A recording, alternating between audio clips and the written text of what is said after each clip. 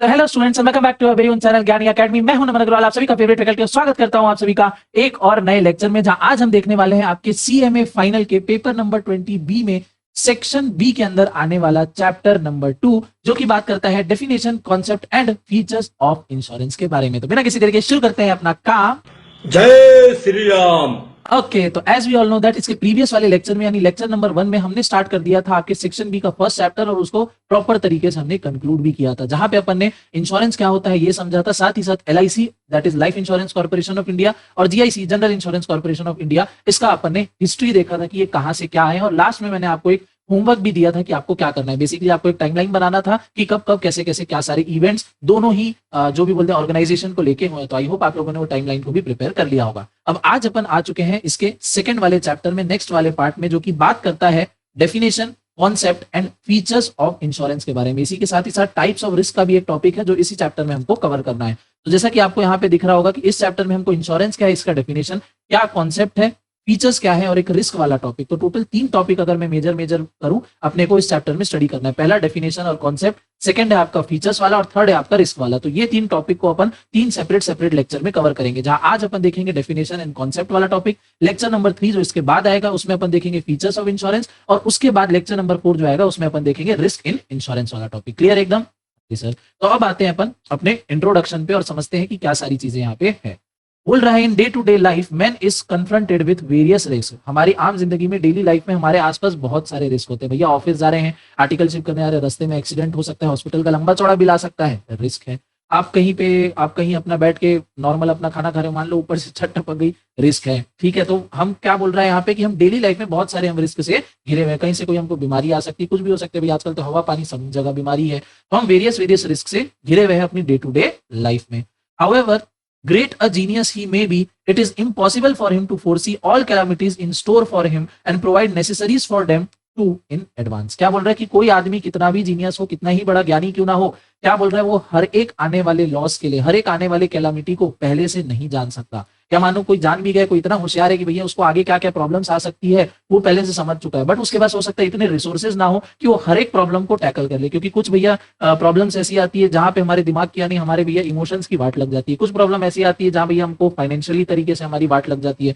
कुछ सिचुएशन ऐसी आती है जहां भैया हमारी एनर्जी बहुत ज्यादा यूटिलाइज हो जाती है। तो हम हर एक आने वाले कैलामिटी के लिए भैया प्रिपेयर नहीं कर सकते हर तरीके से। हम ऐसा नहीं बोल सकते कि भाई कि ये प्रॉब्लम आएगी तो इसके लिए हमारे पास रिसोर्सेज है, ये आएगी तो इसके लिए हमारे पास कुछ ना कुछ कहीं ना कहीं कमी छूट ही जाएगी। चाहे आप वर्ल्ड के रिचेस्ट मैन हो या वर्ल्ड के हैप्पीएस्ट मैन हो, कुछ भी हो, आप रिस्क से घिरे हुए हो, कभी भी कोई भी तरीके का कैलामिटी आपके ऊपर आ सकता है, और हर एक को मैनेज करने के लिए आपके पास प्रॉपर रिसोर्सेज हो जरूरी नहीं है। क्लियर बात एकदम? हाँ जी सर। आगे बोल रहा है many happy lives are ruined either by the untimely death of the earning member of the family or by other disastrous calamities such as flood, fire, earthquake, war, accidents, etc., which may be a heavy toll on human life। क्या बोल रहे हैं भैया, अच्छी खासी जिंदगी उजड़ सकती है। कब उजड़ सकती है? आपके मानो परिवार में कोई अर्निंग मेंबर है जिसमें सारे परिवार वाले डिपेंडेंट है, उनकी अनटाइमली डेथ हो जाए, अचानक से भैया हार्ट अटैक आया and the person is no more. अब आप क्या करोगे? एक अकेला सिंगल अर्निंग मेंबर था, अब आप अपना खर्चा कैसे चलाओगे? कुछ आपके पास सेविंग्स होगी, कुछ टाइम तक ही घर चलेगा, आगे कैसे करोगे? तो ये हमारे पास प्रॉब्लम आ गई।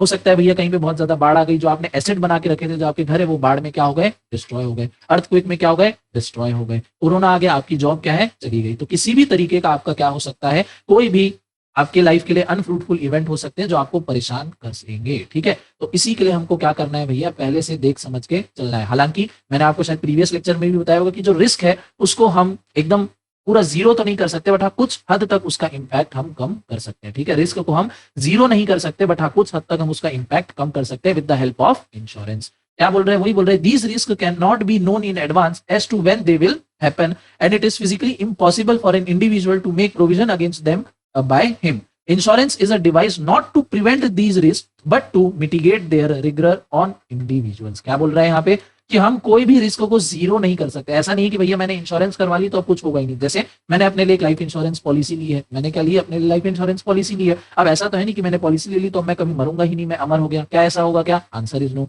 मैंने मान लो अपने लिए एक हेल्थ इंश्योरेंस पॉलिसी ली तो क्या मैं बीमार पड़ूंगा ही नहीं? क्या ऐसा होगा क्या? बिल्कुल, आंसर इज नो। मैंने अपने लिए फायर इंश्योरेंस पॉलिसी ले ली तो क्या आप कभी मेरे घर गोडाउन में आग नहीं लगेगी? या देयर इज चांसेस कि भैया अनफॉर्चुनेट इवेंट हो सकता है, बट क्योंकि मेरे पास इंश्योरेंस कवर रहेगा तो उससे होने वाला लॉस क्या है, मुझे कंपनसेट किया जाएगा। तो जिससे क्या है भैया, मेरी जेब पे कुछ भी असर नहीं पड़ेगा, बहुत कम असर पड़ेगा। तो यही बोल रहा है कि रिस्क को हम, पॉसिबल नहीं है कि उसको जीरो कर दें।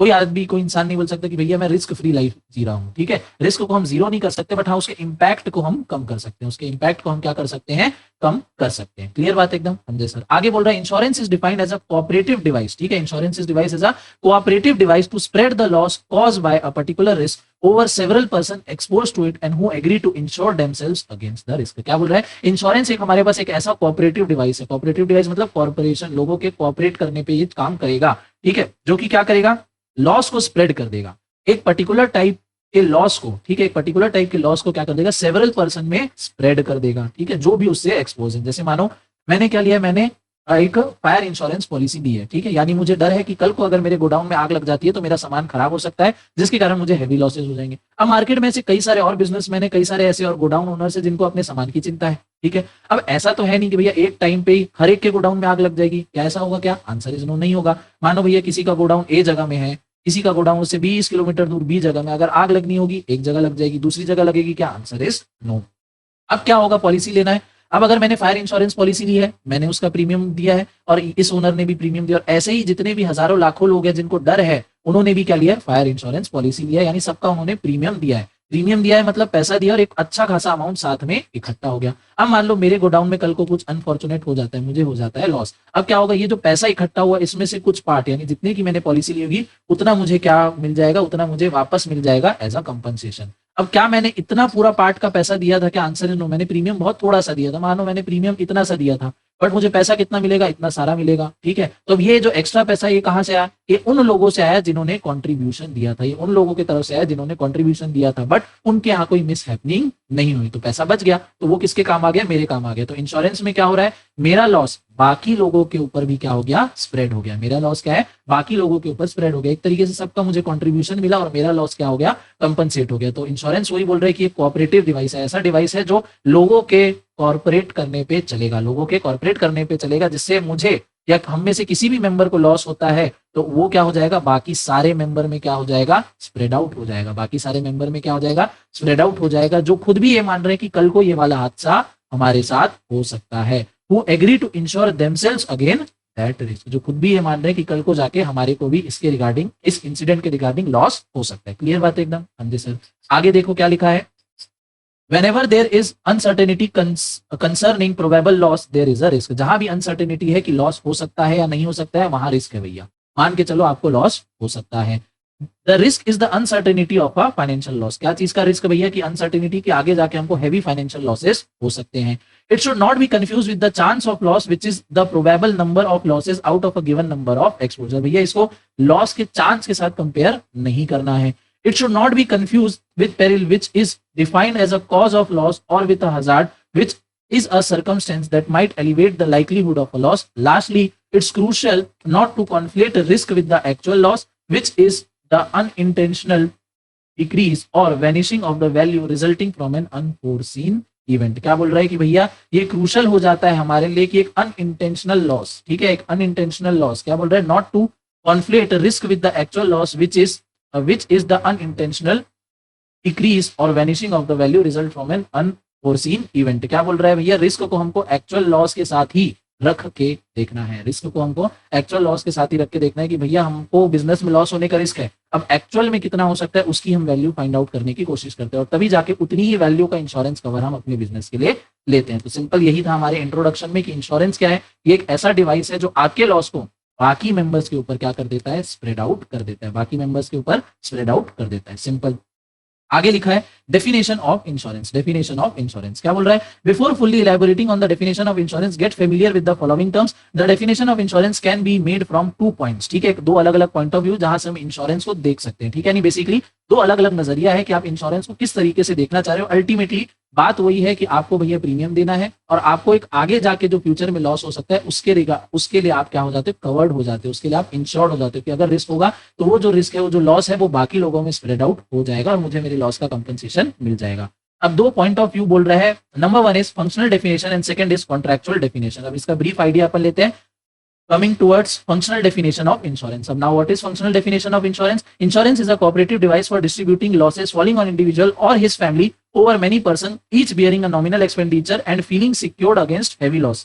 Thus, the insurance is a cooperative device to spread the risk. Simple जो अपन ने ऊपर पढ़ा था वही फंक्शनल डेफिनेशन में बोल रहा है कि एक ऐसा कॉर्पोरेटिव डिवाइस है जो क्या करता है, रिस्क को स्प्रेड कर देता है। ठीक है, the system to spread the risk over many person who are insured against the risk. Insurance simple ऐसे ही काम करता है, भैया अगर 100 लोग पॉलिसी ले रहे हैं तो 100 के 100 लोग क्या करेंगे, प्रीमियम उसका पे करेंगे। तो इससे क्या होगा, एक अच्छा खासा हमारे पास कॉर्पस, एक पूल इकट्ठा हो जाएगा। अब इसमें से ये हम मान के चलते हैं कि भैया 100 के 100 को जरूरत नहीं पड़ेगी, 100 के 100 को जरूरत नहीं पड़ेगी। रिस्क सबके ऊपर है, बट जरूरी नहीं है कि सबको जरूरत पड़े। ठीक है, हो सकता है इसमें से कुछ 10-20 लोगों को क्या हो जाएगी, जरूरत पड़ जाएगी। तो क्योंकि हमारे पास 100 लोगों का पैसा है, हमको पेमेंट करना है 10 या 20 लोगों को, तो वो आराम से हमारे पूल में से हम निकाल के उन लोगों को पेमेंट कर सकते हैं, उन लोगों को क्या कर सकते हैं, पेमेंट कर सकते हैं। और बाकी जो बचा भैया वो कंपनी के पास रहेगा। आगे अगर मान लो अगले साल कुछ हो जाता है तो अगेन इसी पूल में से थोड़ा थोड़ा अपना निकलते जाएगा और प्रीमियम आते जाएगा। तो ये पूल क्या है, अपने आप ही टाइम बाय टाइम बड़ा होते जाएगा। तो यही बोल रहा है, cooperative device to spread the risk over many person, the principle to share the loss of each member of the society based on the probability of loss to their risk, the method to provide security against losses to be insured. Simple भैया ऊपर वाली definition को break करके यहाँ पे बोला है, एक कोऑपरेटिव डिवाइस है जो क्या कर रहा है, रिस्क को स्प्रेड कर दे रहा है। किन के ऊपर, उनके ऊपर जिनको लग रहा है कि भैया हमारे ऊपर भी रिस्क है।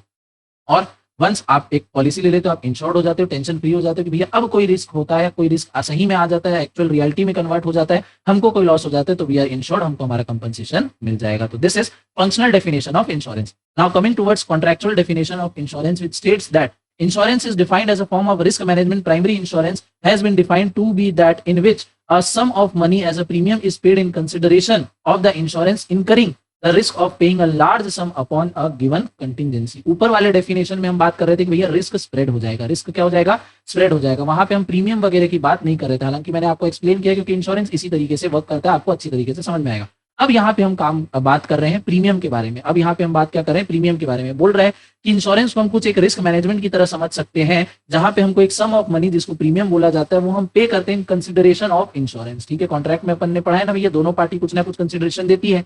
हमारा कंसिडरेशन क्या है, हम दे रहे हैं प्रीमियम। हम क्या दे रहे हैं, प्रीमियम दे रहे हैं। अब क्यों प्रीमियम दे रहे हैं कि भैया अगर कल को जाके हमारे साथ कुछ मिस हैपनिंग होगी, कल को जाके हमारे साथ कुछ मिस हैपनिंग होगी तो जो प्रीमियम हम दे रहे हैं उसके रिटर्न में हमको हमारे लॉस जो है वो कंपनसेट किए जाएंगे, उसकी जगह हमको हमारे जो लॉस है वो कंपनसेट किए जाएंगे। क्लियर बात है एकदम सर। आगे देखो, insurance thus is a contract whereby a certain sum called premium is charged in consideration. Insurance क्या है, एक तरीके का कॉन्ट्रैक्ट है जहां पे एक प्रीमियम चार्ज किया जाता है as a consideration. Against the said consideration a large sum is guaranteed to be paid by the insured who receive the premium. और एक छोटे प्रीमियम के क्या बोल रहा है, छोटे प्रीमियम के कंसिडरेशन में आपको एक लार्ज सम गारंटी किया जाता है। जैसे क्या होता है मैं आपको बता रहा हूं, आप पर मंथ सिर्फ 500 पे कर सकते हो। आप पर मंथ क्या करोगे, सिर्फ 500 रुपीज पे करोगे। साल भर में इसको इंटू 12 कर दोगे, कितना हो जाएगा, साल भर में ये आएगा 6,000 रुपए का अमाउंट। ठीक है, 6,000 रुपए का अमाउंट आपको क्या करना है, पे करना है। इसके अगेंस्ट में आपको कवर कितने का मिलेगा जान रहे हो, इसके अगेंस्ट में आपको आराम से 5 लाख रुपए तक का कवर मिल सकता है। अब देखो आपने पे किया है सिर्फ 6 लाख रुपए, बट आपको गारंटी कितने की मिल रही है, 5 लाख रुपए की। यानी मान लो कल को मेरा एक्सीडेंट हो जाता है, मेडिकल का खर्चा आ जाता है, मान लो बिल आया 2 लाख रुपए। अब अगर मेरे पास इंश्योरेंस पॉलिसी नहीं है, मेरे पास हेल्थ इंश्योरेंस पॉलिसी नहीं है, तो ये 2 लाख मुझे पूरा अपनी जेब से पे करना पड़ेगा। क्लियर बात एकदम। But if I am holding a health insurance policy then what I have to do, I have to only pay 6,000 rupees. वो भी मैं भैया साल भर में पे करूंगा। मैंने मान लो पहली ही अपनी इंस्टॉलमेंट दी है, पहला ही मैंने प्रीमियम दिया सिर्फ 500 रुपए का, ठीक है, और मेरा कल को जाके एक्सीडेंट हो जाता है, बिल आता है 2 लाख रुपए, मुझे एंटायर जो है कंपनसेशन मिल जाएगा based on the terms and condition of the contract. अगर कॉन्ट्रैक्ट में है तो मिल जाएगा। क्यों, क्योंकि मेरा कवर कितने का है, मेरा कवर है 5 लाख रुपए तक का। यानी अगर मेरा खर्चा मान लो 8 लाख रुपए आता तो 5 लाख तो कंपनी दे देती, बचा 3 लाख मुझे अपनी जेब से देना पड़ता है। पर मान लो अगर 4 लाख बिल आया तो पूरा का पूरा क्या होगा, कंपनी पे कर देगी। मेरी जेब से कितना गया, 500 रुपए गया, और मुझे कितने का कवर मिल गया भैया, 5 लाख का कवर मिल गया। यानी मेरा 4 लाख का जो भी बिल आया था वो क्या हो गया, माफ हो गया। तो मुझे देना पड़ रहा है इतना सा प्रीमियम और मिल रहा है इतनी बड़ी गारंटी। तो बताओ ये फायदे की चीज है कि नहीं, इंश्योरेंस लेना बहुत फायदे की चीज है। इसीलिए जब आप प्रोफेशनल बन जाओगे, कमाने लग जाओगे, कंपनी तो आपको इंश्योरेंस करवा के देगी ही, बट ट्रस्ट मी आप एक अपने तरफ से भी पर्सनल अपना इंश्योरेंस जरूर से ले लेना, ठीक है, क्योंकि प्रीमियम आपको बहुत कम देना पड़ता है और रिटर्न में जो आपको कवर मिलता है वो बहुत ज्यादा मिलता है, और इमरजेंसी के काम के लिए आप लेते हो, इमरजेंसी में बहुत काम आता है। क्लियर बात एकदम, हाँ जी सर। तो ये लाइफ एडवाइस भी हो गई। अब आगे चलते हैं। The payment will be made in a certain definite sum. ठीक है, पेमेंट क्या है भैया, सर्टेन रहेगा कि अगर 500 रुपए पर महीना देना है तो 500 ही देना है। ऐसा नहीं कि भैया कंपनी 2 महीने बाद बोलेगी भैया 1000 रुपए लगेगा, ऐसा नहीं होगा। ठीक है, पेमेंट क्या है, सर्टेन डेफिनाइट सम में मुझे देना रहेगा, that is the loss of the policy amount which ever may be, और जो कवर भी रहेगा वो भी भैया सर्टेन और डेफिनाइट रहेगा कि भैया इतना ही देंगे। जैसे मैंने आपको एग्जांपल देके बता दिया, अगर 4 लाख तक का मेरा बिल आता है, 5 लाख का क्लेम है, 4 लाख का मेरा बिल है, पूरा क्लेम पास हो जाएगा। अगर 8 लाख का बिल आ जाता है तो सिर्फ 5 लाख का कवर है, तो 5 लाख तो कंपनी दे देगी, उसके ऊपर का मुझे पेमेंट करना पड़ेगा। आगे the payment is made only upon a contingency, यानी मान लो मैंने साल भर में प्रीमियम 6,000 रुपए दिया, बट मुझे कोई मेडिकल इमरजेंसी हुई नहीं, ना मैं बीमार पड़ा, ना मेरा एक्सीडेंट हुआ, ना कोई और दवाई लगी, ना कोई मेडिकेशन का खर्चा, कुछ नहीं, ठीक है। तो अब कंटिजेंसी तो हुई नहीं, मैं बीमार पड़ा नहीं, और मैंने कवर लिया था कि भाई अगर मैं बीमार पड़ूंगा या मुझे हॉस्पिटलाइज करना पड़ेगा तब आप काम आओगे, बट मैं बीमार ही नहीं पड़ा, तो अच्छी बात है भाई, नहीं पड़ा। तो अब ये 6,000 जो मैंने दिए हैं वो क्या हुआ, उसका कोई मतलब निकला, वो कंपनी के पास चले गए, ठीक है, वो कंपनी की कमाई होगी। अब आप बोलोगे कि सर 6,000 रुपए तो वेस्ट हो गए, तो भैया वेस्ट नहीं हुआ ना, मैं साल भर बीमार नहीं पड़ा, उससे अच्छी बात क्या है। अब 6,000 को वसूल करने के लिए मैं जबरदस्ती अपना एक्सीडेंट थोड़ी करवाते फिरूंगा, है कि नहीं भाई। 6,000 रुपए मेरी जेब से गए, ठीक है गए, मान लो वेस्ट हो गए, बट देखो तो मैं साल भर में बीमार नहीं पड़ा, मेरा कोई खर्चा नहीं आया, मैं ले क्यों रहा हूँ पॉलिसी, मैं इसीलिए पॉलिसी ले रहा हूँ ताकि जब अनएक्सपेक्टेड खर्चा आ जाए तो उसके लिए मेरे पास कोई रहना चाहिए बैकएंड में मुझे सपोर्ट करने के लिए, मेरे फैमिली वालों को सपोर्ट करने के लिए, ठीक है। मैं बीमार नहीं पड़ा, अच्छी बात है, अगले साल फिर उसको पॉलिसी को अपन लेंगे, क्लियर बात है। जब पढ़ेंगे तब भैया अपने पास काम आ जाएगा, और नहीं पढ़ेंगे तो अच्छी बात है भैया, खुशी की बात है कि मैं बीमार नहीं पड़ा। अब लोग इसी को देखते हैं कि भैया ये तो पैसा हमने प्रीमियम भरा वेस्ट हो गया, फिर इसी नाम से लोग करवाते नहीं है। अब कौन समझाए उनको, ठीक है, अलग बात है ये सब। आगे बढ़ते हैं अपन, एक सिंपल 2-3 पैराग्राफ बचा है, उसके बाद इस वीडियो को अपन कंक्लूड करेंगे। A more specific definition can be given as follows. Insurance may be defined as a consisting one party, the insurer agrees to pay the other party, the insured होना चाहिए, insured यहाँ पे D आएगा, और his beneficiary a certain sum upon given contingency, the risk against the insurance is sought। क्या बोल रहे हैं भैया, दो पार्टी है, एक इंश्योरेंस कंपनी है, एक इंश्योरेंस होल्डर है, ठीक है। क्या दोनों के बीच में कॉन्ट्रैक्ट हो रहा है कि अगर कोई कंटिजेंसी होगी जो आपके पॉलिसी के अंडर में कवर है वो हो जाती है, तो इंश्योरेंस कंपनी वाले पॉलिसी होल्डर को क्या करेंगे, कंपनसेट करेंगे। अगर भैया कंटिजेंसी नहीं होगी तो भैया कंपनसेशन नहीं मिलेगा, सिंपल सी बात है एकदम। क्योंकि भैया अगर प्रीमियम कंपनी ली, आप बीमार नहीं पड़े, तो कंपनी अगर प्रीमियम लौटाने लगेगी, तो जैसे मान लो कंपनी को अगर 5 लाख किसी को पेमेंट करना है तो कहाँ से आएगा, कंपनी के पास ऐसे ही अगर ये पैसा जमा नहीं होगा तो दूसरे किसी को जिसको एक्चुअल में जरूरत होगी उसको कंपनी कहाँ से पे करेगी। सोचो आप खुद ही 6,000 रुपए लेके अगर आपको कोई सामने वाला 5 लाख रुपए देने को तैयार है, तो अगला कितना बड़ा रिस्क ले रहा है उसके पीछे, ये बात है। आगे लिखा है, so it is clear that every risk involves the loss and loss of one or other kind. The function of insurance is to spread this loss over many people through the mechanism of cooperation. They agree to share the loss because the chances of loss, that is the time and amount to a person, are unknown. Thus the risk is not prevented, but the members share the loss on the occurrence. वही जो मैंने बार बार बोला कि the risk cannot be zero, but it can be spread, उसको हम minimize कर सकते हैं। आगे, the larger the number of such person, the easier the process of distribution of loss. जितने ज्यादा पर्सन होंगे उतनी अच्छे से लॉस जो है डिस्ट्रीब्यूट हो जाएगा, उतना ही कम प्रेशर इंश्योरेंस कंपनी के ऊपर आएगा। The loss is shared by them by payment of premium, which is calculated on the probability of the loss. In olden times, the contribution by the person was made at the time of the loss. Insurance is also defined as a social device to accumulate funds to meet the uncertain losses arising through a certain risk to a person insured against the risk. क्या बोल रहा है कि पुराने जमाने में insurance कैसे होता था कि मान लो कुछ मिस हैपनिंग हो गई, तब सब लोग जाके क्या करते थे, कंट्रीब्यूशन करते थे। बट आजकल क्या होता है, आप कंट्रीब्यूशन पहले कर दो, अगर आपको कुछ होगा तो भैया आपको उसके लिए प्रॉपर्ली कंपनसेट किया जाएगा। और आखिरी में, इन अदर वर्ड्स, फिर से इंश्योरेंस को डिफाइन किया गया है एज अ सोशल डिवाइस, जो कि क्या करता है, फंड को जमा करके रखता है फॉर अनसर्टेन लॉसेज, जो अराइज हो सकता है एक सर्टेन रिस्क के रिगार्डिंग, और उस पर्सन को मिलता है जिसने अपने आप को इंश्योर्ड करवाया है अगेंस्ट दैट पर्टिकुलर रिस्क।